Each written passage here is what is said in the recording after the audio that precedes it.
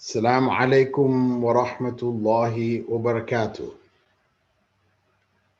I'd like to welcome you all to our series in the names of Allah. And in this series, this segment, this session, we'll be dealing with session 23, name number 32.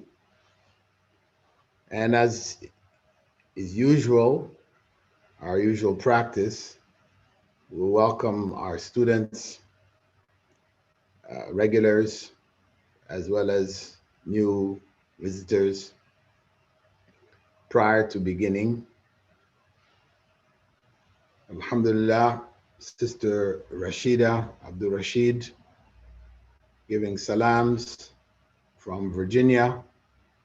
And I'll just remind her that if she wanted to work on the Q&A, please let us cooperate on that. I think all the students will enjoy. We'll be finishing off the 33rd name, which is the first segment, we could say, or the first volume of the book, which will be a 3-volume book, or whatever. It would be nice to give the test following that. But of course, without having material to review, it makes it a little bit more difficult unless you've been doing your notes all along. Anyway, Yasin Ismail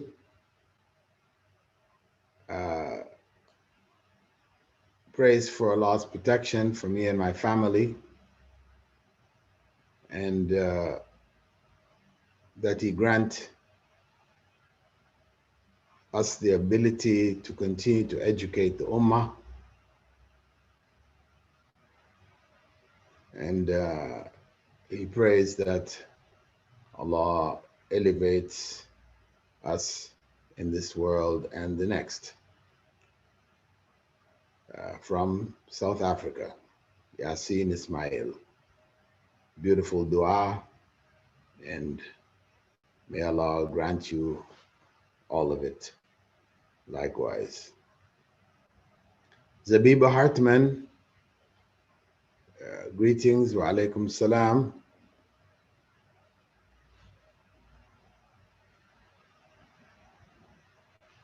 Greeting, including the other brothers and sisters from Groningen, Germany. Nadira Tajuddin, Jazana wa yakum.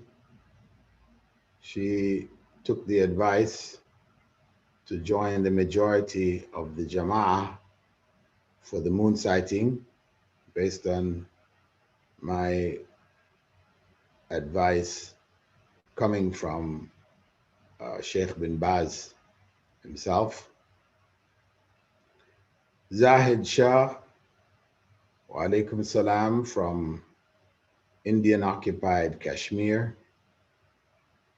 Dawood Teti, wa alaikum salam. Our brother from Grenada, Hamza Andal, wa alaikum salam. And Brother Hamza from Grenada, inshallah, we want to try to set up an IOU learning center there in Grenada, to provide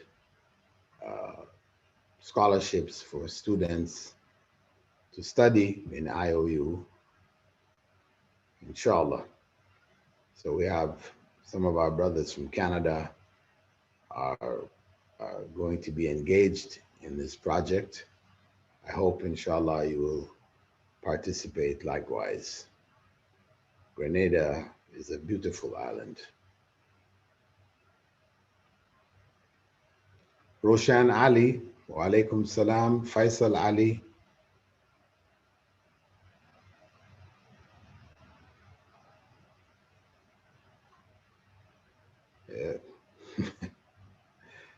Faisal is telling me that I'm looking fit, and so could I give some health tips?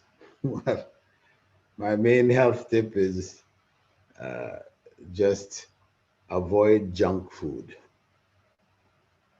and don't eat too much. As the Prophet ﷺ had said, the worst thing that we can fill is our stomachs. Di Kwambos, wa alaikum salam.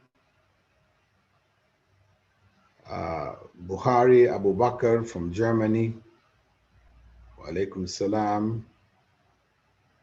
Farouk from Nigeria, welcome, welcome on board.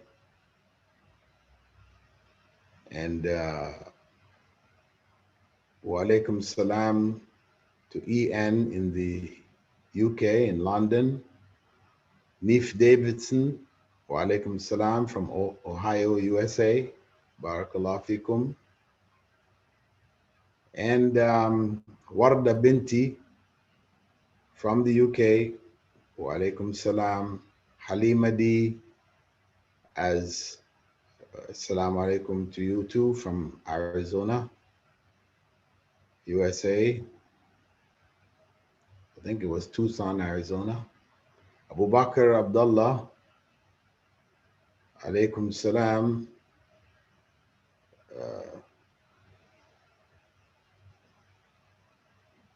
Ramadan Kareem to you too. Today may be our last day. Hamid Abdus Sattar, wa alaikum salam, from Cleveland, Ohio. Da'wa Dude, Lebronsky, Milan, wa alaikum salam. Mamadou Yoro, former IOU, wa alaikum salam. He mentioned that he traveled to Gambia, but I wasn't there. Well, I was there between 2013 and 2018, 2019. I've been there off and on, not living there full time, but for stretches. Sorry, I missed you.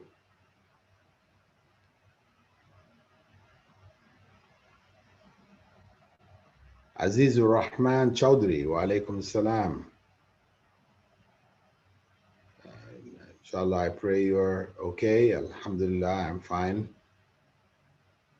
May Allah protect the Ummah, our brothers and sisters in Palestine, at the forefront of the struggle for the Aqsa Masjid, the third of the three harams.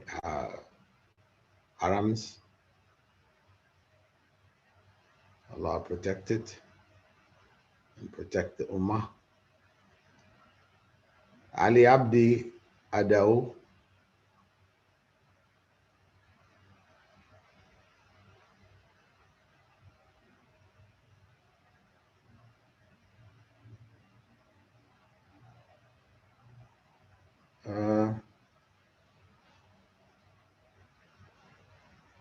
what is this? I guess it's Ali Abdi Adao is saying that he's been making notes from day one. MashaAllah. I guess with the instruction of his teacher, Sister Rashida Abdul Rashid. MashaAllah, alhamdulillah. I'm glad you've put somebody on it. MashaAllah. Maybe we can share the notes with those our regular students before testing, inshallah.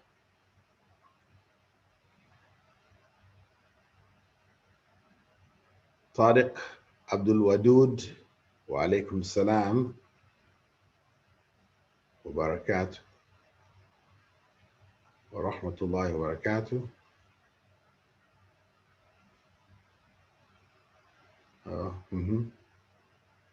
Humble Reform, wa alaikum salam, from David Brooklyn. Oh, from David in Brooklyn, New York. Inshallah, we'll begin now. It's a bit of a late start, but as they say, better late than never.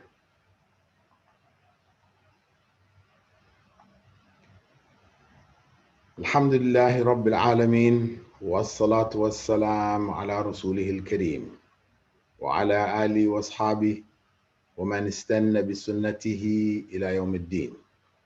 All praise is due to Allah, and may Allah's peace and blessings be on His last Prophet Muhammad sallallahu alayhi wasallam, and on all those who follow the path of righteousness until the last day.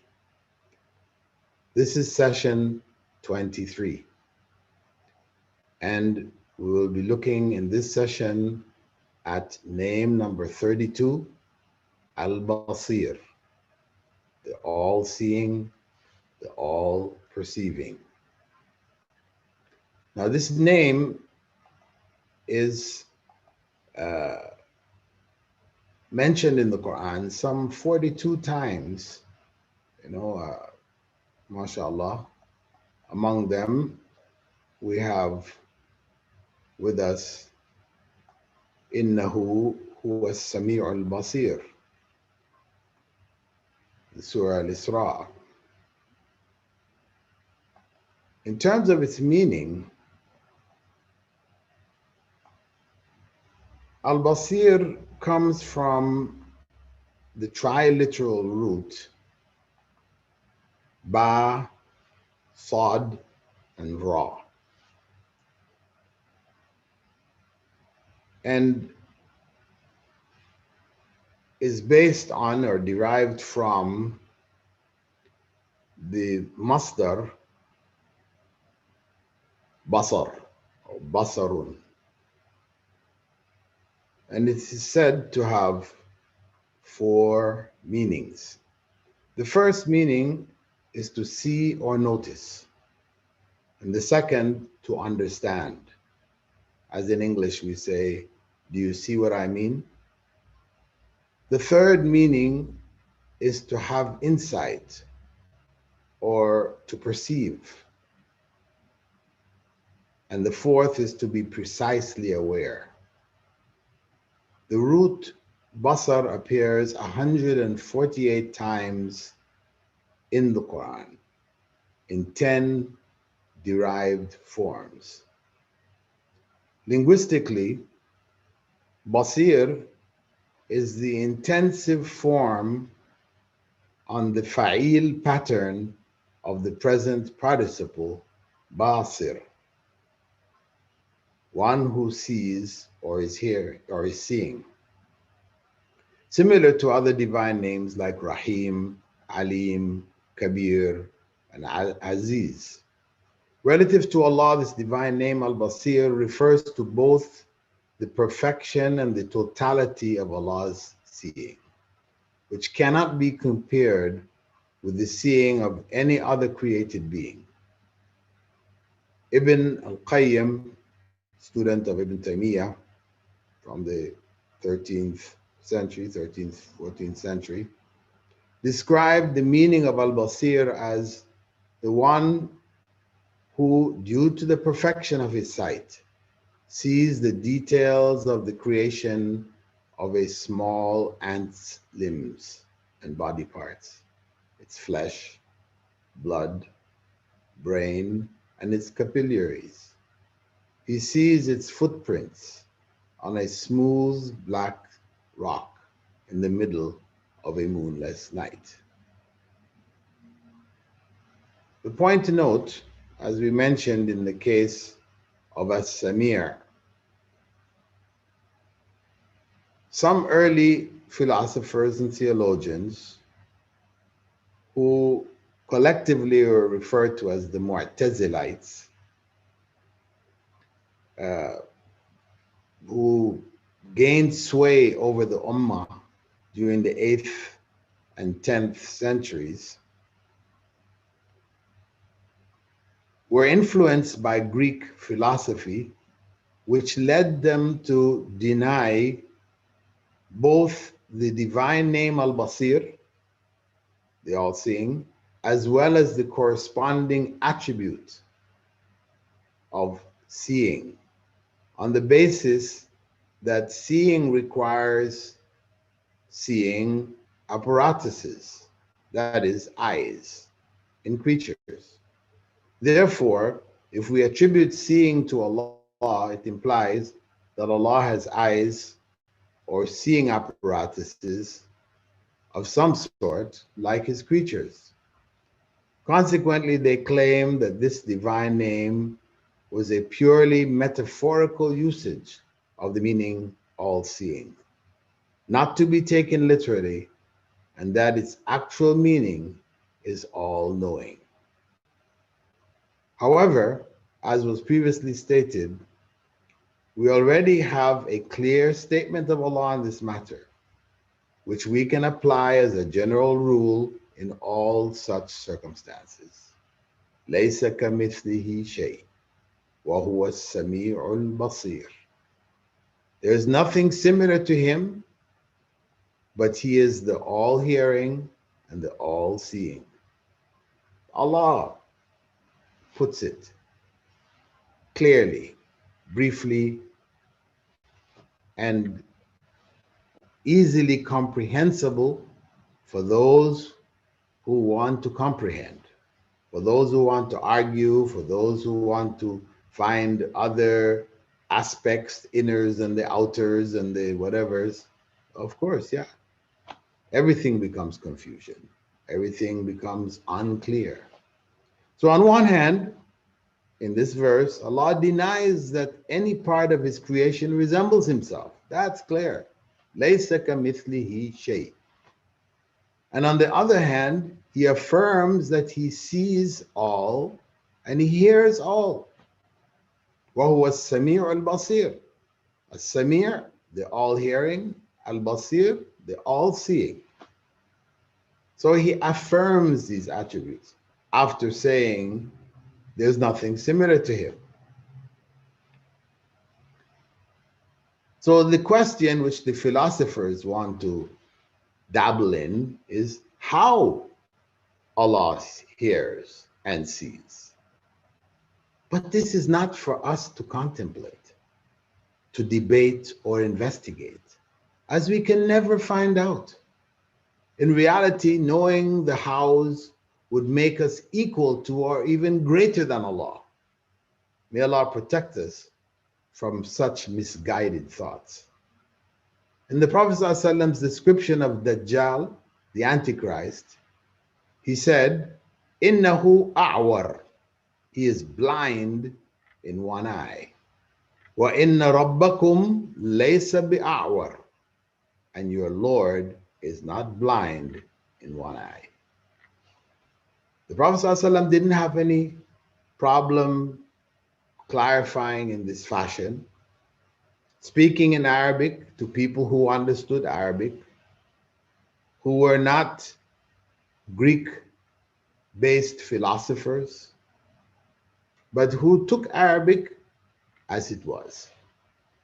Consequently, Orthodox mainstream Muslim scholars affirmed that Allah has eyes befitting His majesty and divinity, without going into any details of what they look like, how they operate.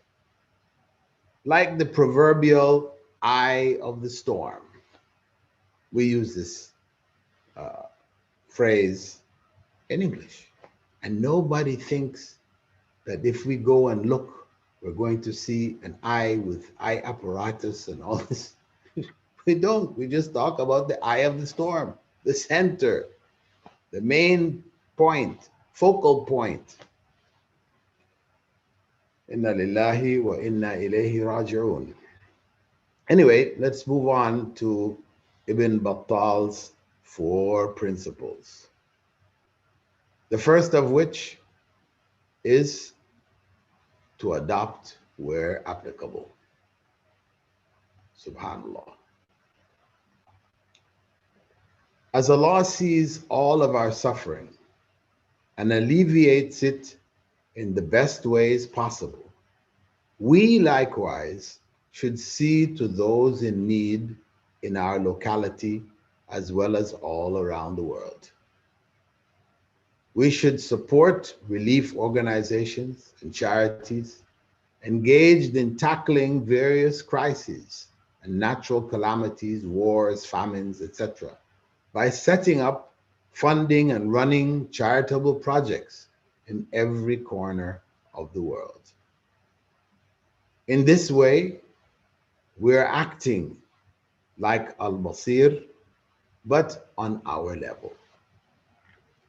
So we should be motivated by this divine name, Al-Basir, to strive to become among those few righteous souls who have dedicated their lives and resources to alleviating the suffering of humans, which exist everywhere on earth and in all levels of society, rich and poor. We saw the early companions reaching out to help those who were struggling. Abu Bakr buying the freedom of Bilal, and so on and so forth amongst the companions. They understood this from the very beginning. As Al-Basir not only sees our calamities, we should not only see the calamities around us, talk about them, etc. What does Al-Basir do? He finds solutions. So we also should find solutions for those who are in trials around the world. So we should adopt this divine name by looking out for needy Muslims of our own localities, as well as Muslim and non-Muslim communities around the world, because help is to humanity. Of course, we begin with our own family and we go outside of it, but we should begin at home. As they say, charity begins at home. And Nu'man ibn Bashir, he quoted the Prophet ﷺ as saying, "The similitude of believers in regards to mutual love, mercy, and mutual affection is that of one body. Mathalul jasadi, when any of its limbs ache, إذا اشتكى منه عضو, the whole body aches. تداعى له سائر الجسد بالسهر والحمى. The rest of the whole body aches due to sleeplessness and fever." This is the similitude which the Prophet ﷺ gave of the Ummah. This divine name contains a strong encouragement to be always charitable, as the Prophet ﷺ was, especially in the month of Ramadan. And in the last 10 days and nights, he demonstrated the highest examples of charity and reminded us in numerous sayings. He reminded us to not fear poverty,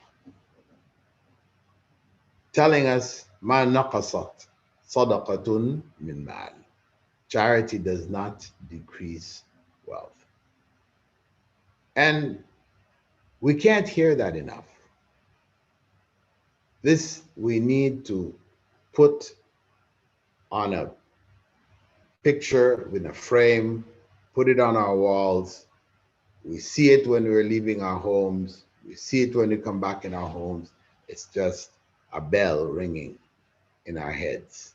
Ma naqasat sadaqatun min mal. Charity does not decrease wealth.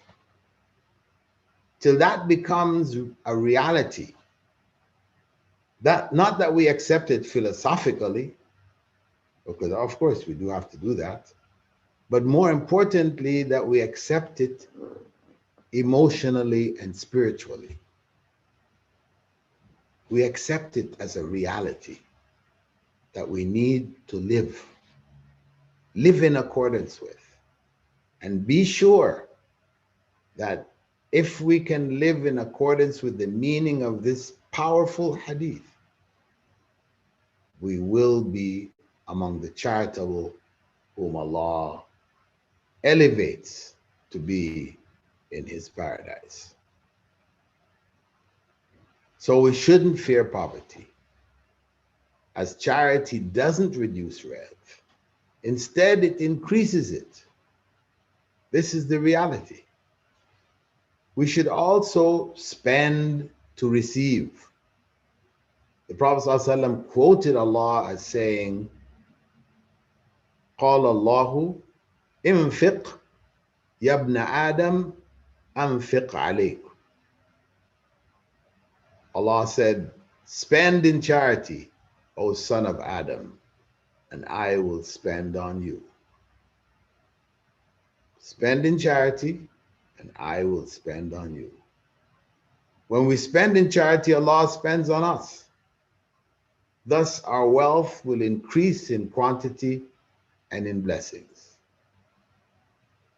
Whatever we want, we're keen about getting something, we feel it's very important, it's good, it's beneficial, it's whatever, give in charity. Give as much as you can in charity. And Allah, inshallah, will make a way. If it's good for you, He will make a way for it. If it's not good for you, because you might think this is the greatest thing, I really need to have this, I need it, I want it, I will only be happy unless I get it, but maybe it's really not good for us. The Prophet ﷺ had also taught us to treat our ill, those who are sick, illnesses, with charity. Meaning that if we become ill, we should give charity as a means of treating the disease or curing the illness or speeding up the recovery by Allah's intervention. Da'u mardakum bis sadaqah. Treat your sick with charity. And of course, as we've mentioned previously, the Prophet ﷺ instructed us to give charity to gain Allah's forgiveness for our sins. As-sadaqatu tudfi'u al-khati'ah kama yudfi'u al-ma'u an-nar.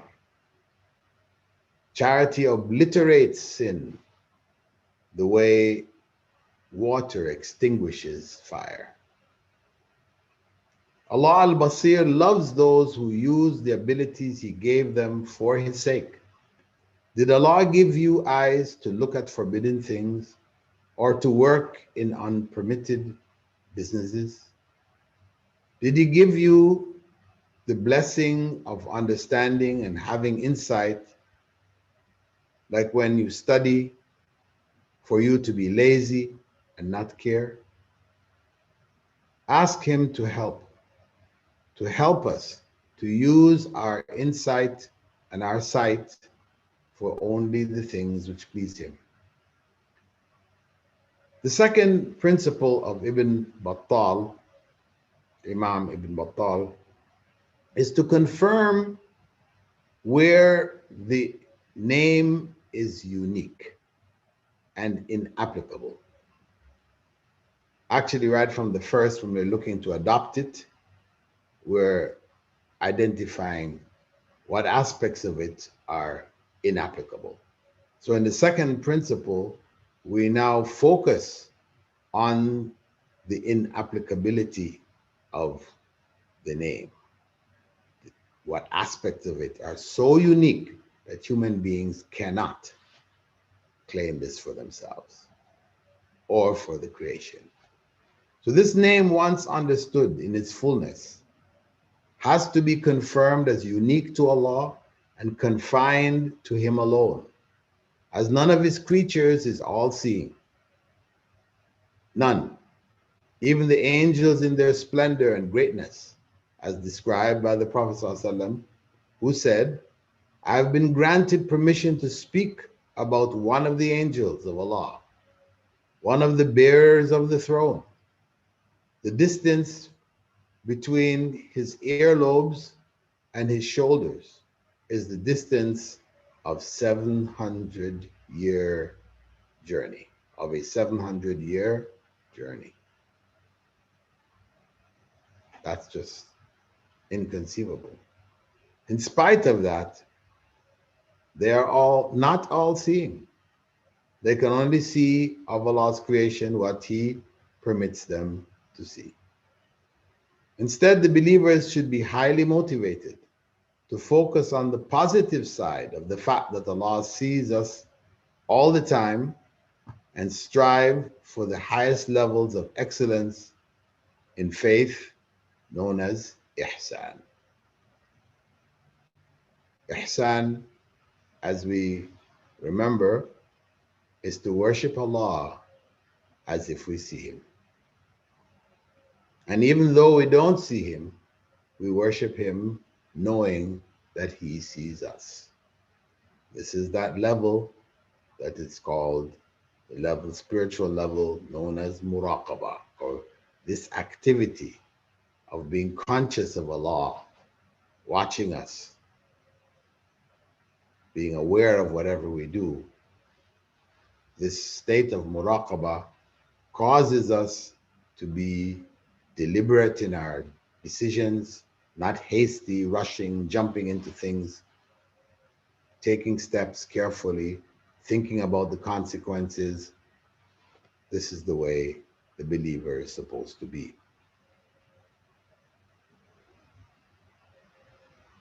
So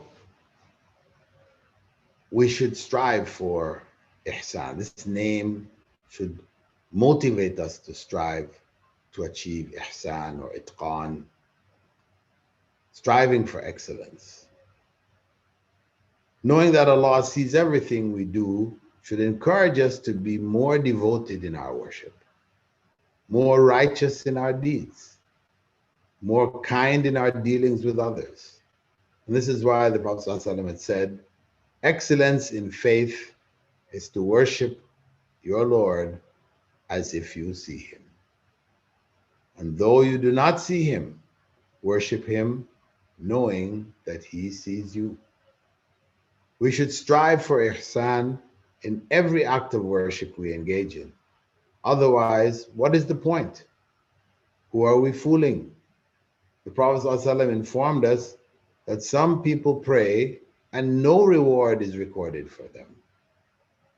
The companion of the Prophet ﷺ was told to repeat his prayer 3 times, because each time he repeated it and came back, the Prophet ﷺ sent him to do it again, because his prayer was of no value. So what does that tell us? That cultural Islam consisting of empty rituals has no value in the sight of Allah. And of course,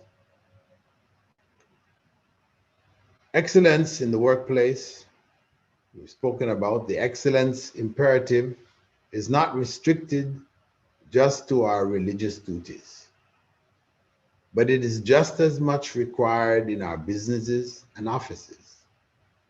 On many occasions, when I was involved in da'wah and businesses in Riyadh, Saudi Arabia,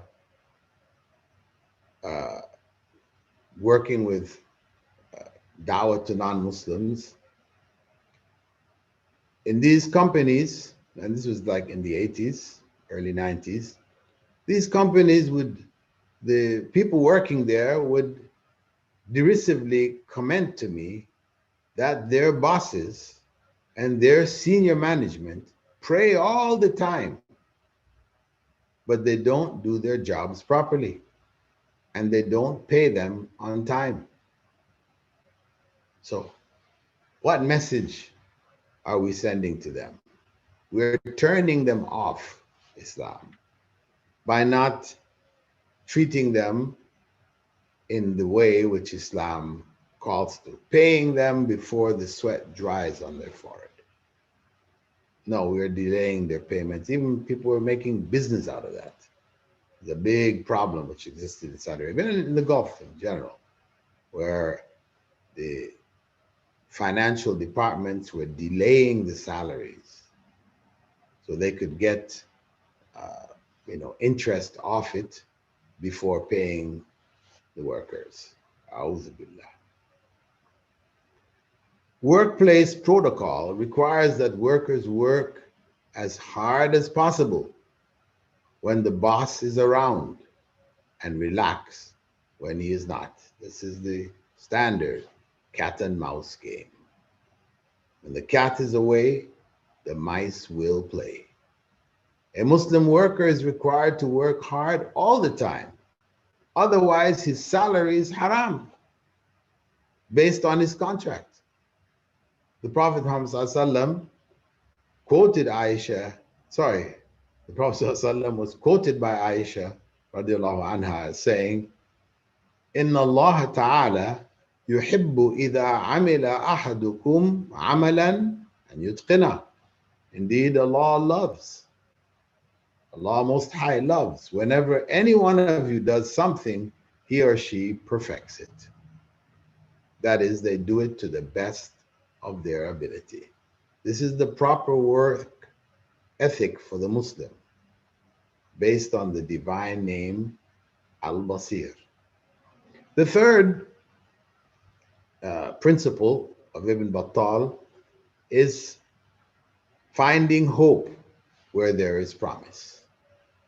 The fact that Allah sees all things should encourage the believer to persevere in spite of difficulties or injustices. As the all-seeing Al-Basir, he reassures us that nothing escapes his sight. Everything will be accounted for. All wrongs will be made right, even in this life or at the end of this life. It is this hope which gives us the strength to persevere patiently. Allah al-Basir reassured the Prophet ﷺ saying, وَاصْبِرْ لِحُكْمِ رَبِّكَ فَإِنَّكَ بِأَعْيُنِنَا. So wait patiently for your Lord's decree, for surely you are in our sight. We should trust in Al-Basir at all times. This is part of the promise that exists in Basir, with what it should produce in us. It should produce trust in Allah. Al-Basir, this trust, is the foundation of hope in all circumstances, because where do we get hope from? When we trust that things will be in a certain way, in a way that we need them to be, then we have hope. When we don't trust, then you can't have hope. You have distrust instead. He sees every object and sorrow we face, and everything others do to us. He, Al-Basir, is the only one who only gives us what is good for us at all times. Therefore, we have no choice but to submit and put our trust in Him only.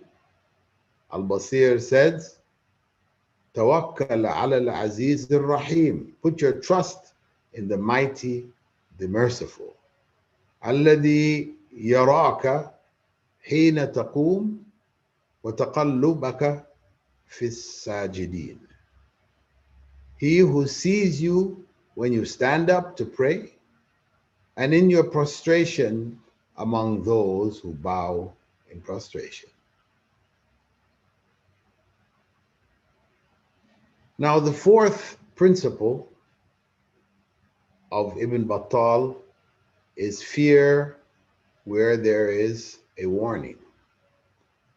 This divine name Al-Basir contains a severe warning along with its abundance of hope and trust-building promises.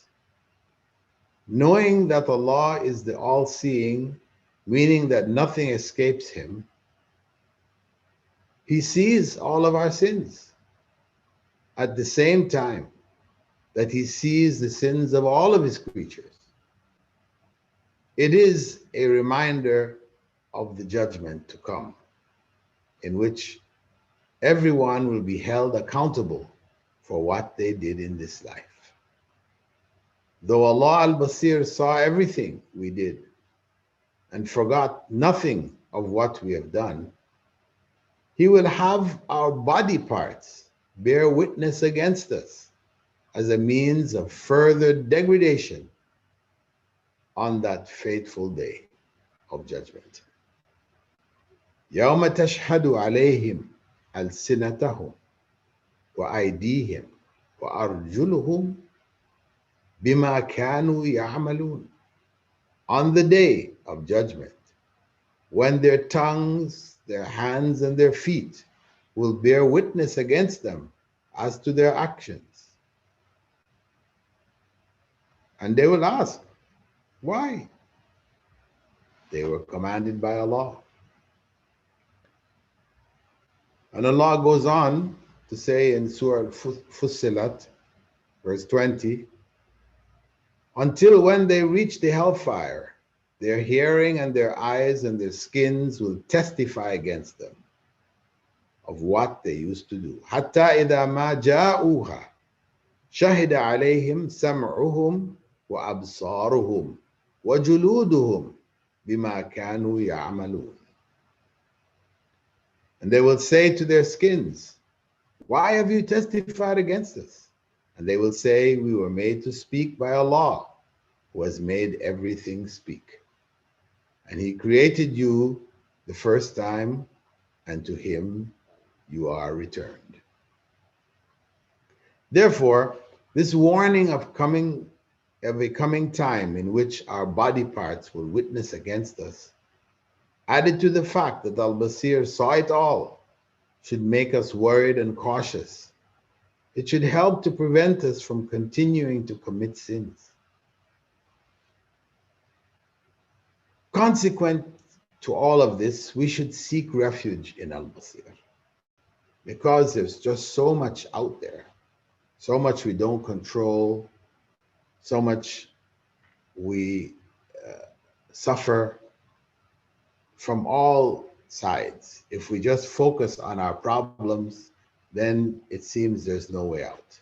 But we are encouraged to seek refuge in Al-Basir. Since Allah is taking everyone to account for everything we do, there is no escape from Him except to seek refuge from our own sins, all of which He has already seen. Allah and His Messenger have taught us to do that by seeking refuge in Al-Basir using al-isti'adha, that is saying, A'udhu billahi minash shaitanir rajim. I seek refuge in Allah from Satan the cursed. Seeking refuge in Allah has also been prescribed in some Quranic verses as a means of warding off evil forces, demonic forces, devils, which may drag us into sin and even shirk. If Satan touches you, seek refuge in Allah. Surah Fussilat, verse 36. وَإِمَّا يَنزَغَنَّكَ مِنَ الشَّيْطَانِ نَزْغٌ فَاسْتَعِذْ بِاللَّهِ إِنَّهُ هُوَ السَّمِيعُ الْعَلِيمُ. He is the all-hearer and the all-knowing knower. And in Surah Al-Mu'minun, verse 97, وَقُلْ رَبِّ أَعُوذُ بِكَ مِنْ هَمَزَاتِ الشَّيَاطِينِ وَأَعُوذُ بِكَ رَبِّ أَنْ يَحْضُرُونَ. Say, my Lord, I seek refuge in you from the prodding of the devils, and I seek refuge in you, my Lord, from their assembly and their presence. On one occasion, Prophet Muhammad ﷺ had said regarding a man whose face had become red with anger, ready to explode, إِنِّي لَأَعْرِفُ كَلِمَةً لو قالها لذهب عنه الذي يجد. Indeed, I know some words which would cause his anger to subside if he said them. He went on to say, he should say, A'udhu billahi minash shaitanir rajim. This is something all of us end up in anger. Whether it's at our wives or husbands, at our children, our relatives, even our own parents sometimes, anger. Not that we should say anything, but anger is all around us. And that's why the Prophet ﷺ had said that the truly strong person is the one able to control his anger. You know, and control of anger is not something which comes overnight. It's something we have to work on, strive for, but it is attainable. And one of the ways to help us manage this anger management, is to say, A'udhu billahi minash shaitanir rajim. Say it, understand it, and mean it. It is authentically recorded that before the recitation of the opening chapter of the Quran in our formal prayers, in the salawat, the Prophet ﷺ used to say, A'udhu billahi minash shaitanir rajim, min nafkhihi wa nafthihi wa hamzi. I seek refuge in Allah from the pride, poetry, and prodding of Satan the cursed. Something worth adding to our prayer supplications, as it is full of meaning and depth, tackling the challenges that we face with the satanic forces around us. Among the most powerful Quranic formulas for seeking refuge are the last two chapters of the Quran, collectively referred to as the Mu'awwidhatan. According to a number of authentic reports in the Sunnah, these two chapters were initially revealed specifically to break a magical spell which had been placed upon the Prophet ﷺ in Medina. The Prophet ﷺ's wife, Aisha, also reported that whenever any of the members of the household became physically ill, Allah's Messenger used to blow over them, reciting the Mu'awwidhatan, the two means of ta'weez, of seeking refuge.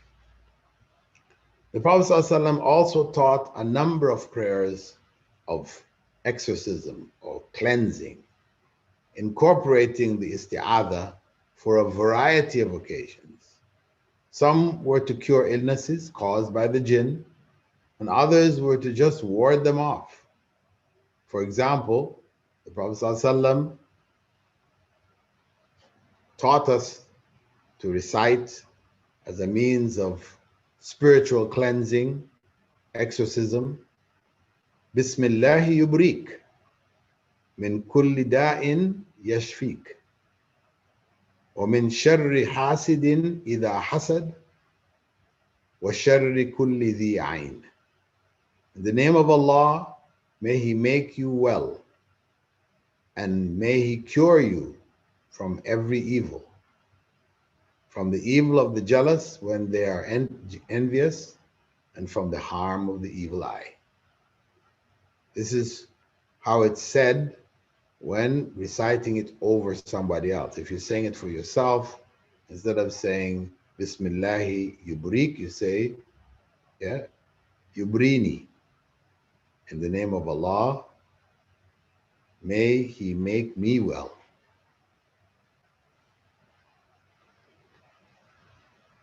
He also said, Bismillahi arqiq. And again, this is for others. For yourself, you say, arqini. Min kulli shay'in yu'dhini. Oh, yu'dhik.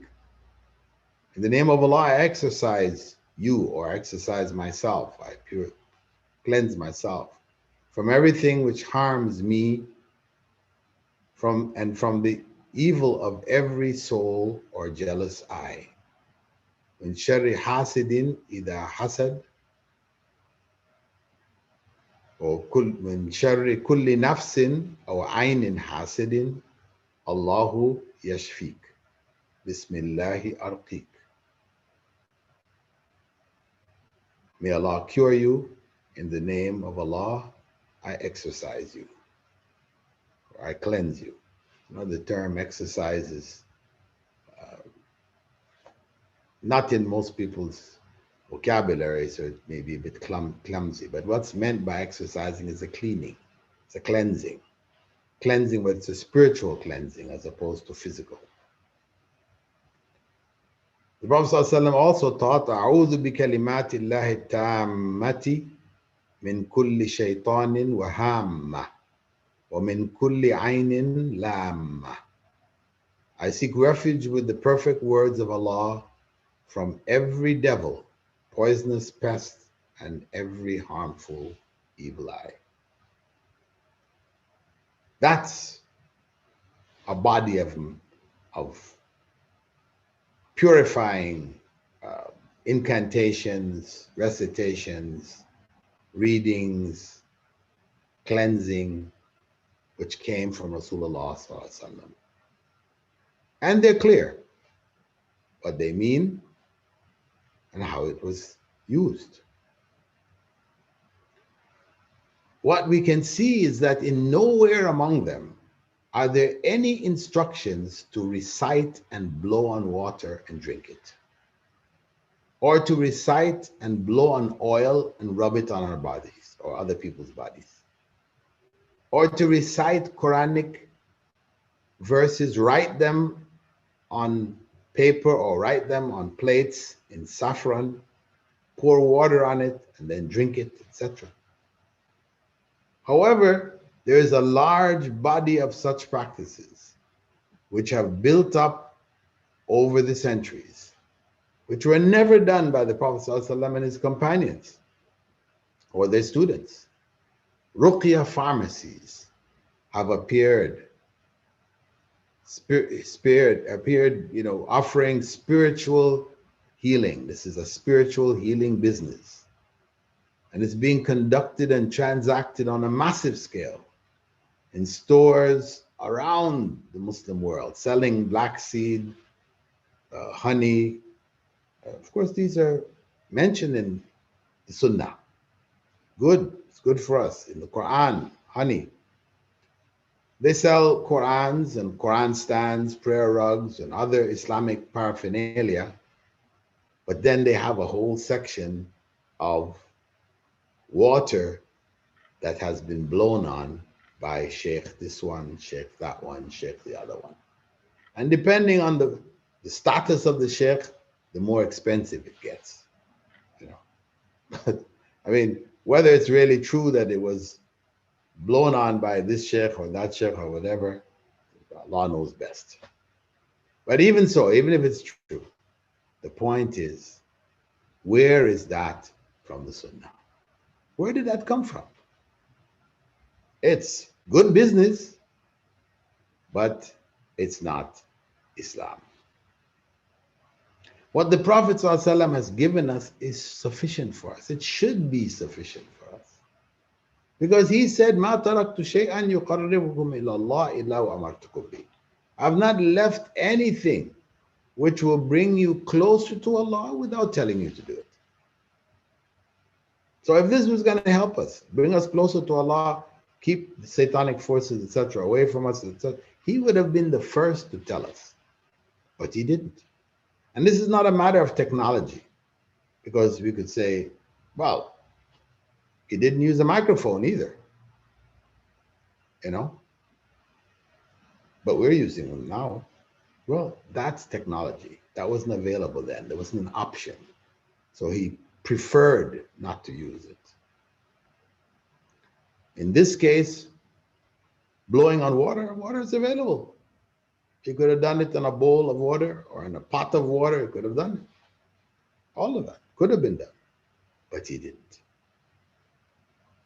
So what the Prophet ﷺ has given us should be sufficient for us. We need to stop where the Prophet ﷺ's companions and their students stopped. As there is already more than enough in the authentic Sunnah to fulfill our needs for spiritual treatment or spiritual ailments. More than enough.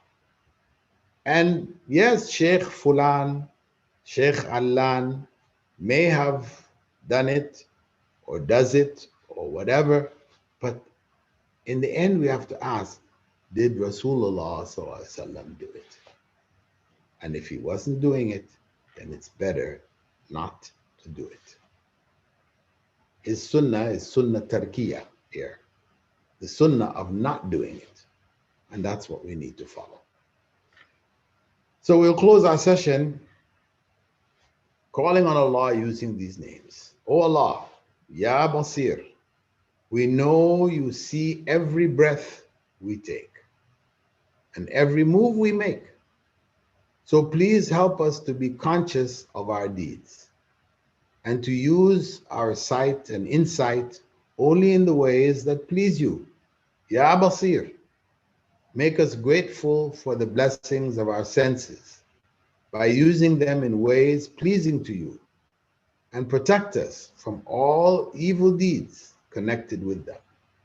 Ya Allah, support us in everything and in doing everything with excellence, whether in our worship or our worldly affairs, and help us to achieve the ultimate goal of Jannah. Ameen. Barakallahu feekum. Assalamu alaikum wa rahmatullahi wa barakatuh. We'll now shift to our section dealing with questions. Barakallahu feekum.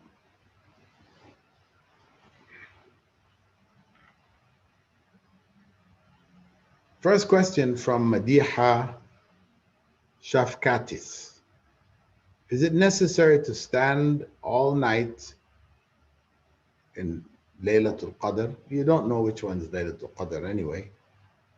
So that's not the case. And to stand all night, meaning to stand in prayer all night, is that necessary? No. You do what you can. If you feel strong and whatever, you want to stay up all night in prayer, you do it. And inshallah, you get the reward for it. If you, on the other hand, are tired, you've been working a long day, etc., you can't do it. You don't have the strength to do it. Then you do what you can and you're rewarded for what you can.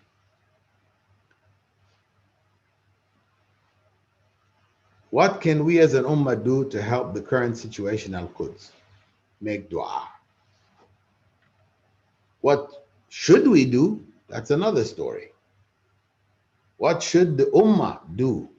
The ummah should come together and fix that situation. You know, as Erdogan, ruler or prime minister of Turkey, is saying, if Al-Aqsa falls, Medina is going to fall next. And if Medina falls, Mecca is going to fall next. So we have to draw the line. Al-Aqsa, the third of the three holy masjids in Islam. Holy in the sense that we are specifically rewarded for setting out in journeys to them. Other masjids, the people are going left and right and where saints are buried and all kinds of things, but this is not from Islam.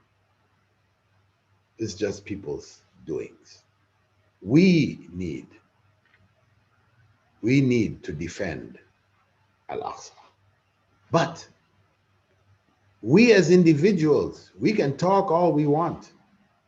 We can post on Facebook, we can post on Instagram, we can post on YouTube and post and post and post and post. But it's not going to change the reality. I'm not saying don't say anything, of course, but don't waste massive energies, jumping up and down with your placards and marching and fight, getting into fights with the police and people getting killed. Unnecessarily, no. We don't need to go there. What we can do is to do our best to uplift the ummah where we are. An uplifted ummah, an elevated ummah, in the future can come together and deal with such problems. When we were one ummah, they call it the empire of faith. We were one empire of faith, whether it was under the Umayyads or the Abbasids or the Ottomans. When we were one ummah, then the world could not harm us individually. Because if any part of that ummah was hurt and the people cried out, it was heard, the message got back, the ummah came behind them. Today, one nation amongst the Muslim world can't do anything, can't actually step in and say, stop. They can't. So all they can do is appeal in the UN and, make statements. And the US can support or not support or whoever, this country or that country.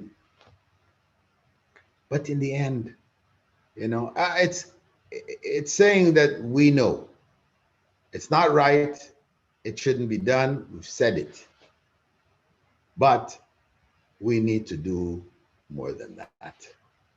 And that can only be done by us focusing on our own areas, the areas of influence that you and I have. For me, the university, the International Open University, this is my effort for Al-Quds. Elevating the Muslim Ummah, giving them knowledge, providing them with this knowledge so that they could, in the future, turn things around. Bring the Ummah back together again as one. Having that consciousness. So this is my contribution.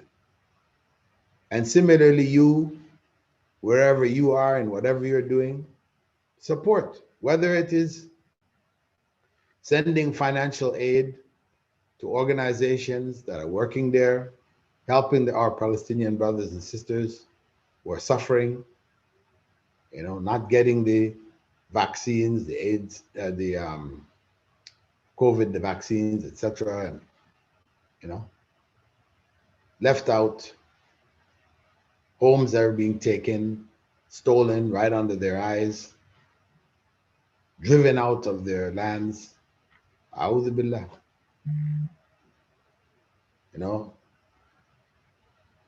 Big thing was made about Armenia, but the Palestinians remain the elephant in the room. Inna lillahi wa inna ilayhi raji'un. There are some students of knowledge in the West, like Hamza Sortsis, who are totally against the presentations on the miracles of the Quran, in the scientific miracles of the Quran, that are, promoted by a variety of different people. Maurice Bucaille was one of the first to write about it. And Dr. Zakir Naik has also written on it. I've given talks about elements of it. And Hamza, Brother Hamza Sortsis, and others are against using the evidences that exist in the Quran as proof of an aspect of the miracle of the Quran. Of course, primarily the miracle of the Quran is a linguistic miracle. That's the reality. That's where the essence of the miracle lies. But there are other aspects of it which have uh, miraculous uh, evidence, you know, talking about things in terms which are discernible thousands of years before its time, before people came to actually know. So this, of course, uh, people can have different opinions about this. You know, it's the same thing with using the Bible when giving dawah, quoting from the Bible to Christians. You know, there's different discussions that developed around this. Some people say, no, no, no, no. Prophet ﷺ told Omar to get rid of the book. He was using something from the Torah. Get rid of it. You know, if Moses was here, he would follow me. So don't go into the Torah seeking knowledge which you don't have. If you're looking at it in terms of verification of what we have, further verification, and it can be used to clarify the common origin of the Quran and the existing Torah or the Gospels or whatever, then there's no harm. But we should be clear that, yeah, you know, this is not certain knowledge. It has its limitations, and we should know where those limitations are. Similarly, with the scientific miracles or apparent scientific miracles, they can have other interpretations. It's possible, although this is what has been shown, has been shown to be, you know, legitimate interpretations. The fear being that if we tie the Quranic verses to science, scientific development, scientific knowledge, science is always changing. You know, it's not fixed. As new information comes, ideas change. So it's in a process. So now if you came in at one point and held on to that and said, look, this is proof, this is divine, and then it changed, then what are you going to say then? Problematic. It could put the Quran, you know, in a compromised situation or a compromised position. So it has its logic and reason for avoiding tying the Quran to certain scientific theories, which are not facts, but are just theories, etc.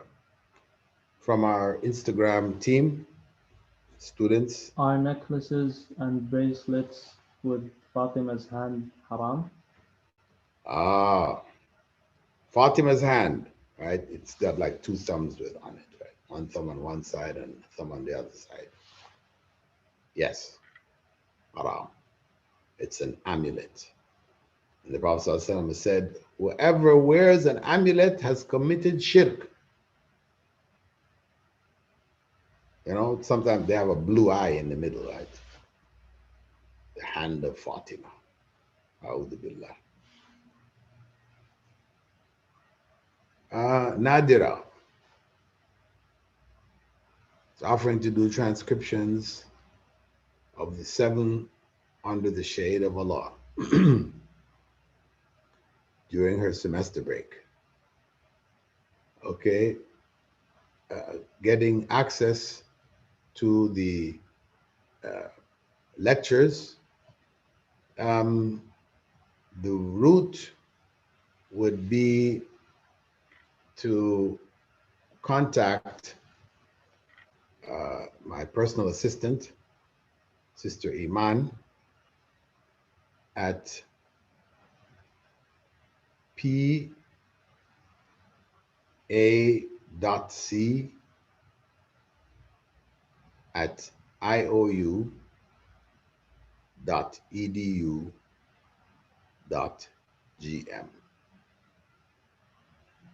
and she will put you in contact or give you access to the video lectures on the topic. Although I do believe they're in the website, the YouTube site, my YouTube channel, AAB Philips, AAB meaning Abu Ameenah Bilal Philips. So I think if you just go there, maybe there's 2 or 3 lectures on the topic. There's overlapping because maybe it's a repeated lecture, or maybe they just kept one. I don't know exactly what the situation is. I haven't gone into the website. There are people who are looking after it for some time. But perhaps you can get it yourself. Otherwise, you can get the help of Sister Iman. Jazakumullah khair for that offer.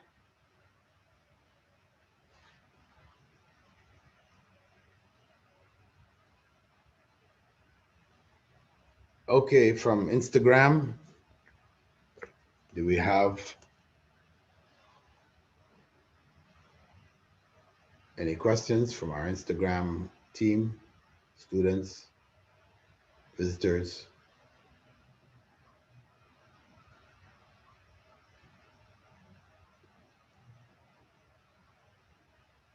No? Can you please explain the history of Masjid al-Aqsa? The history of Masjid al-Aqsa.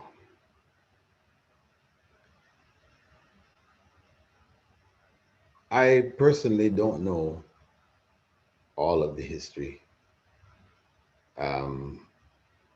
When Muslims took over that part of the world,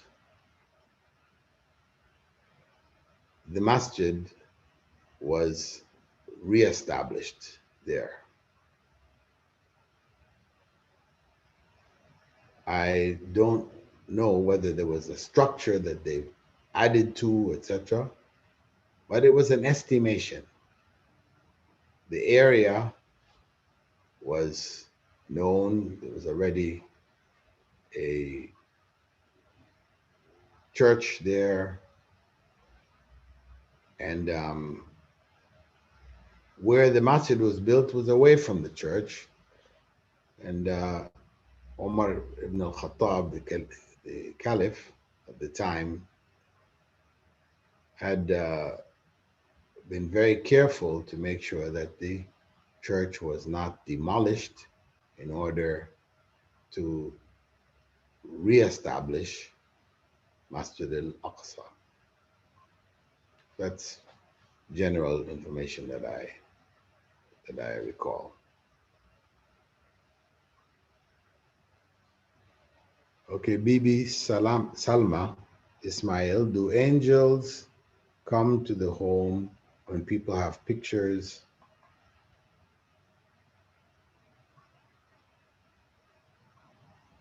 When people have pictures in albums or elsewhere, they're not on display.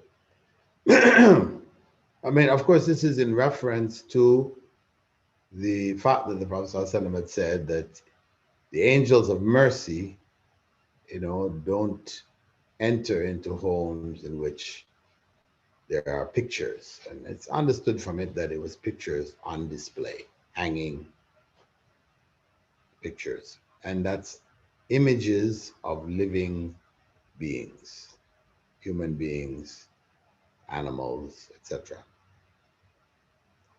So if it's kept out of the way, it's not held up and displayed, etc., then inshallah, this doesn't violate the principle that the Prophet ﷺ had given.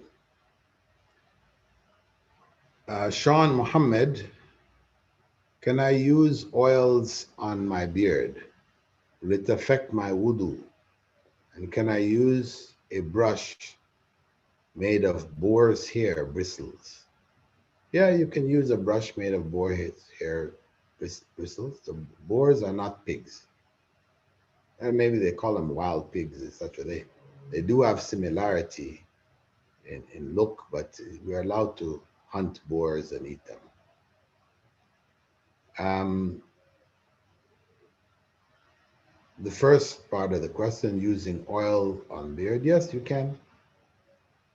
You know, if you using oil on yourself, etc., in your hair, you want to put it in your beard, it's no harm. It's enough that you put your fingers through your beard, wet hands, when making wudu.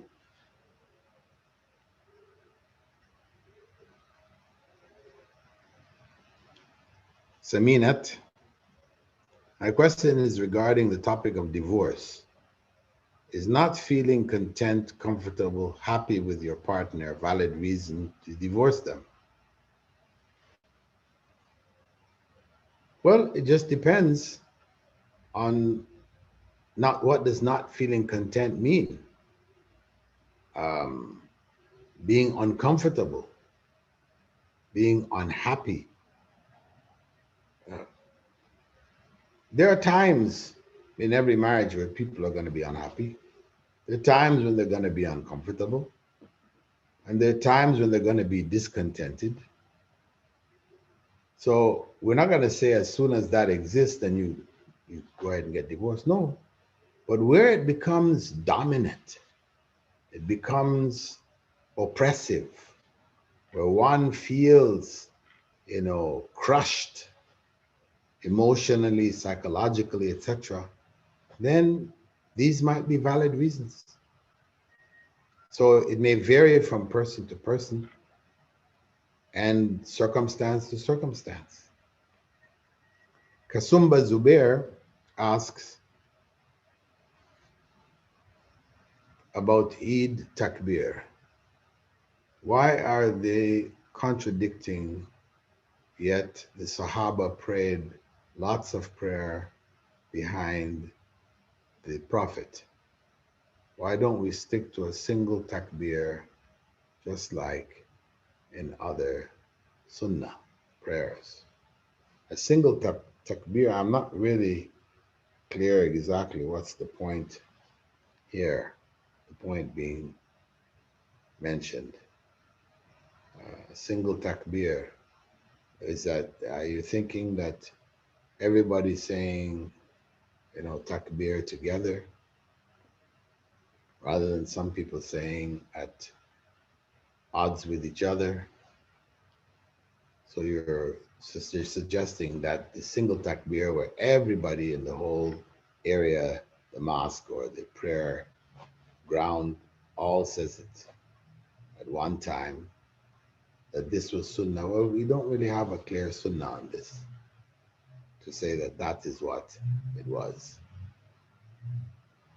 Okay, from our Instagram students. I wanted to ask about ruqya. You said that blowing on water or oil is not from the sunnah, but what if it is observed that using these things was more effective? Would it still be wrong to use? Well, the issue of more effectiveness. Sheikh Nasruddin Albani spoke about this. That these matters are not like scientific matters. You know, um, you diagnose people with the Quran. Depending on the reaction, you pick a certain surah, or you pick a certain verse, and when you find this verse has a greater effect, you use it more, and so on. The Quran and the Sunnah in this matter, it's not like experimental uh, scientific approaches to applying the Sunnah. No, Prophet ﷺ did it, you do it. He didn't do it, don't do it. Better not to do it. That's just the bottom line. You know, in medicine, we don't operate like that. Uh, that's if the doctor did it, you do it. If the doctor didn't do it, you don't do it. No, because maybe another doctor is going to do it. So it's different.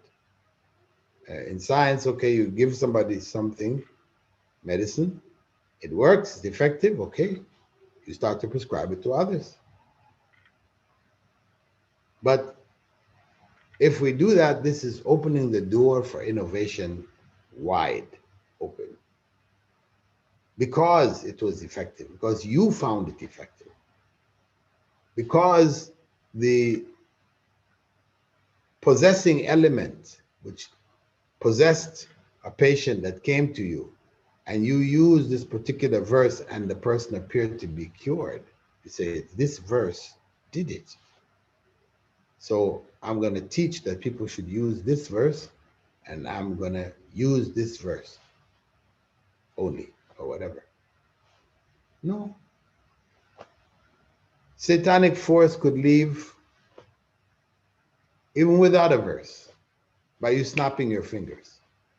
So you're going to tell people, okay, good thing is snap your fingers, the jinn will leave. No, it doesn't work like that. We just stick with the sunnah. The sunnah, the better.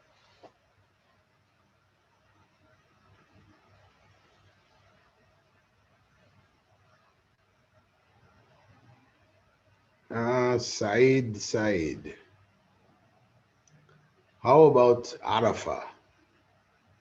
If in Mecca is the 9th, and at our home it's the 8th. Wow, we're all the way to Eid al-Adha.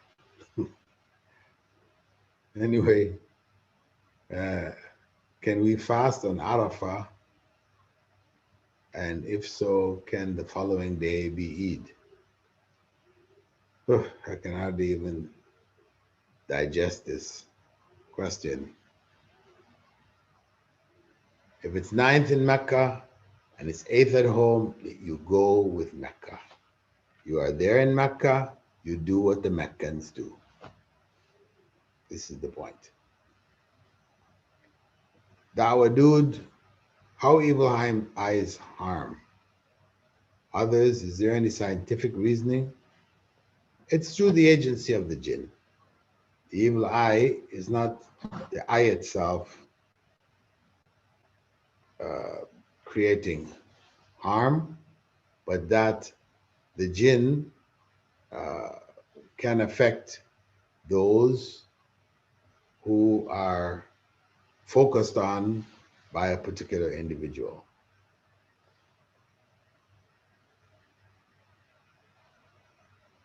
Rashida Abdul Rashid, I'm working on the test.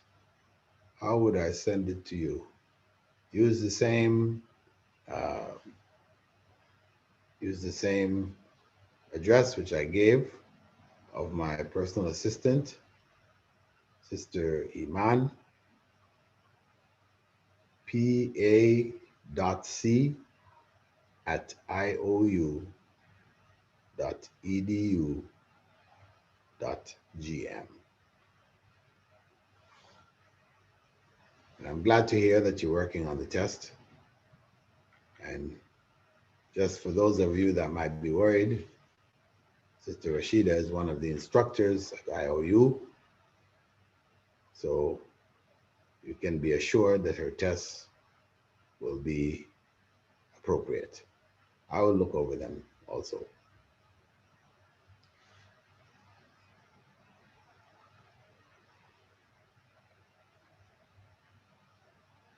So her intention is to have it ready by the Eid, or I guess it's ready after Eid. I guess just after Eid, for the first 33 names. Name number 33 will be tomorrow. Inshallah, tomorrow is not Eid.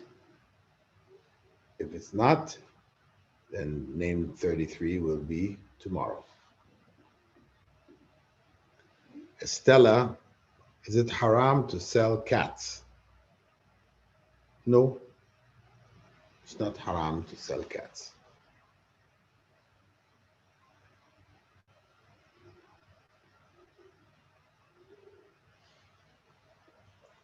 From Instagram, anything further?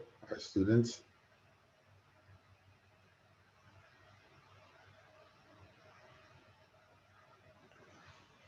Okay, question from our YouTubers, YouTube students. A stranger is asking, at what extent the evolutionary theory, or I guess it's to what extent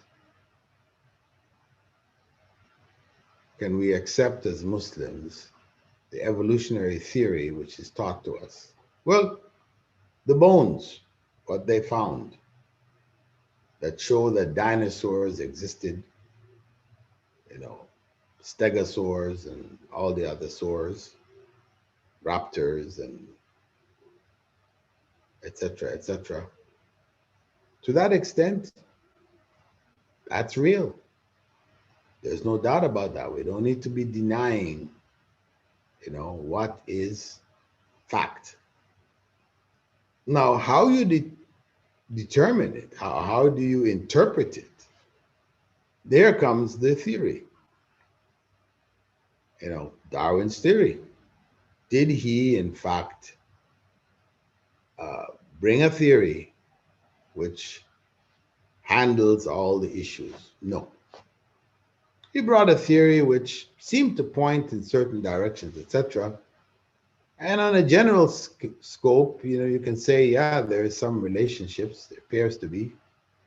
But to say, as they say, that our ancestors were apes, monkeys, or we shared the same ancestor as apes and monkeys, well, that's a big claim. And there's no evidence for that claim.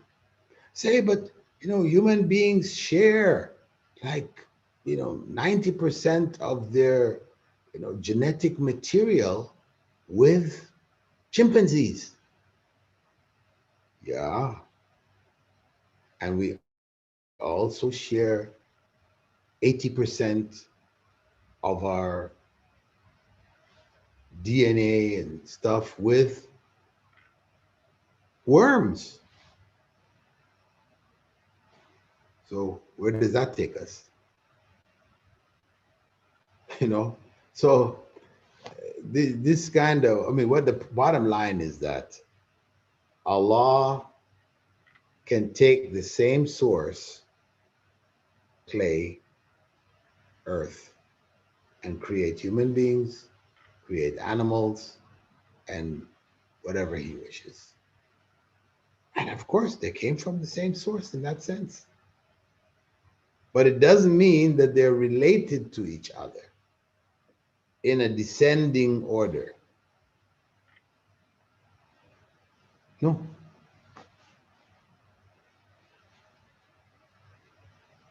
Question from the Instagram. Is it permissible to donate sperm? Is it permissible to donate sperm? To donate sperm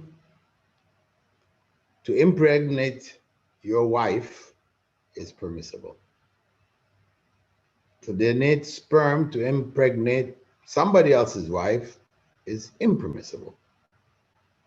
Not allowed. The only IVF procedure which is permissible is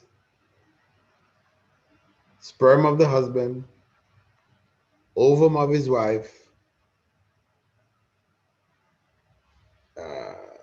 put into the womb of the wife. Even if he had two wives, to take the sperm and the ovum from one wife and put that combination, once the ovum is fertilized, put that now in his second wife's womb, not allowed. Haram, Islam. The only acceptable route, this is facilitating pregnancy for a man and his wife. That's all.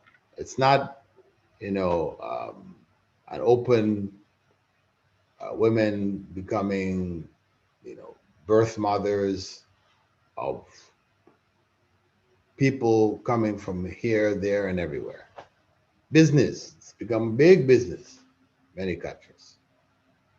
No, forbidden in Islam.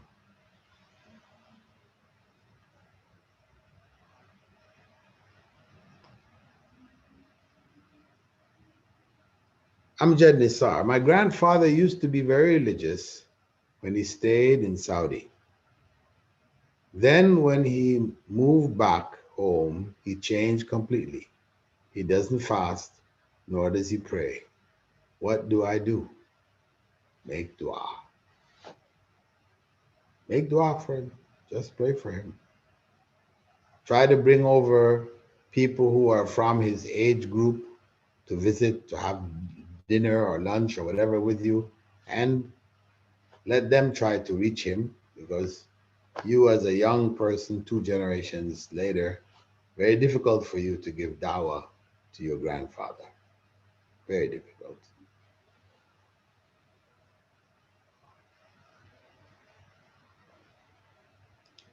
Sumaya asks, can we celebrate Eid even if the mosque predicted it and didn't actually see the moon?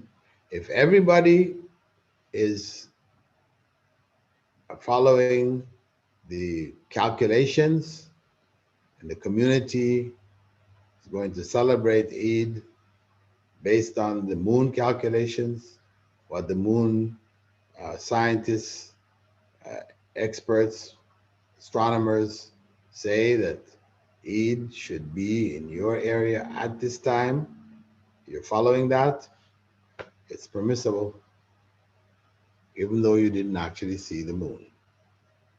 Faisal Ali, can we look or can we cook food in wine? Some scholars say it's permissible, and their rationale is due to the heat changing one form to another, changing the wine. When the heat is added, then the wine evaporates. Well, it's a shaky situation. It would only end up being considered because you can't go and buy wine. Even if you say, I plan to heat it and it will evaporate. No, you bought wine, it's haram. Finished, end of story, right there. Stop one. The only situation is where you are eating with non-Muslims and they're cooking, they've used wine in their cooking, they heat and it evaporates, it leaves a kind of taste or whatever. Can you have that? And as you said, scholars differed regarding it. Reality, of course, is that no matter how much you eat, you're not going to get intoxicated. No matter how much, you'll die first before you'll become intoxicated. So, on the basis of that argument, technically speaking, it is permissible to eat it.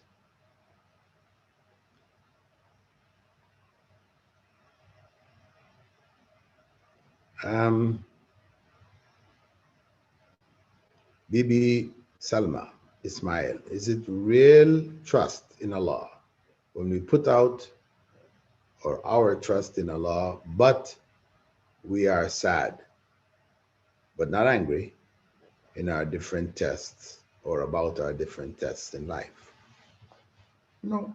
Being sad about tests, this is natural. We can still be trusting in Allah, but sad about tests. These two are possible.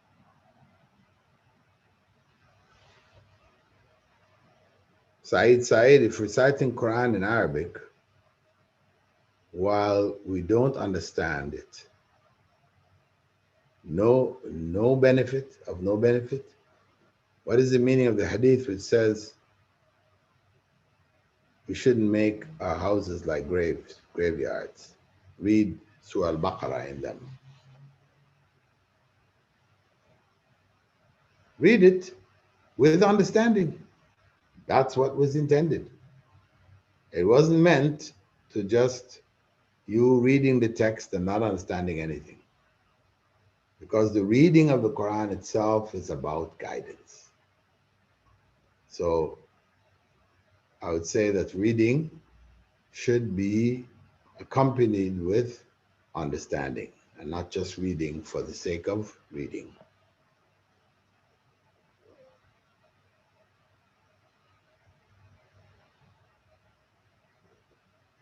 Estella asks, my dad asks, what do you use in your beard? I use dark brown dye.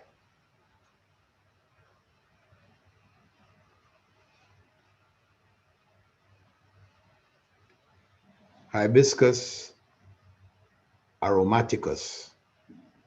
Can we curse and make dua against someone who damages us in an irreparable manner in case we have no other means to counter them?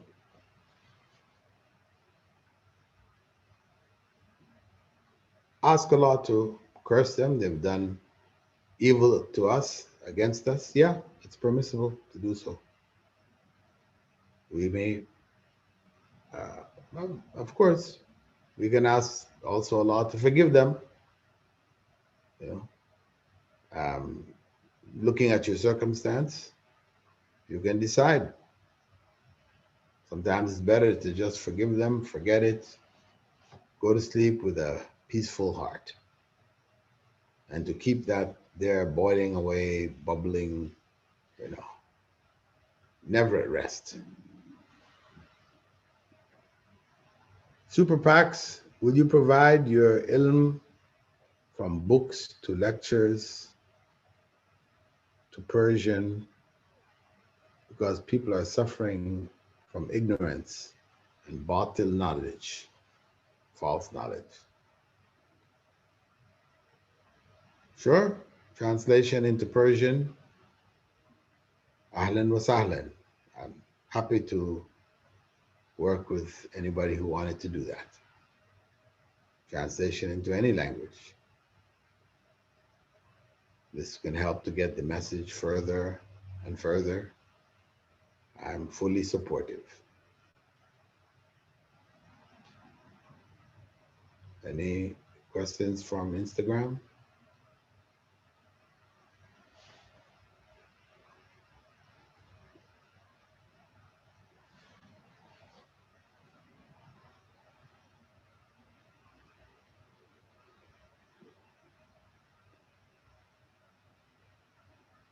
No? Inshallah, and we'll close our session. Um, Reminding everyone again that the Ilm Institute, which is like the Islamic Coursera site which the International Open University has set up, where we offer their short courses in a variety of different fields. We welcome presenters to, they have something they feel the Ummah can benefit from, etc. It's just whatever is presented should be presented from an Islamic perspective, you know, giving Islamic knowledge along with it or whatever, beneficial. We welcome all to participate. And the revenue from it is shared between the presenters and the IOU department called Ilm Institute. If you want to go and have a look at it, you can type in Ilm Institute, that's ILM, INSTITUTE, institute.org, not .com, .org. So with that, we'll close our series. Oh, Yes, what I was supposed to tell you is that the Ilm Institute is having a 50% discount for all courses up until the 16th of May. That gives you another 5 days where courses can be registered in. I mean, just because you register them doesn't mean you have to take them immediately. So you can just go if you want to, you know, pick and choose as many as you want. You've got half price. Just choose them, uh, pay for them, and then you study them, over the next 6 months, whatever, having gotten them at a discounted price. Ahlan wa sahlan.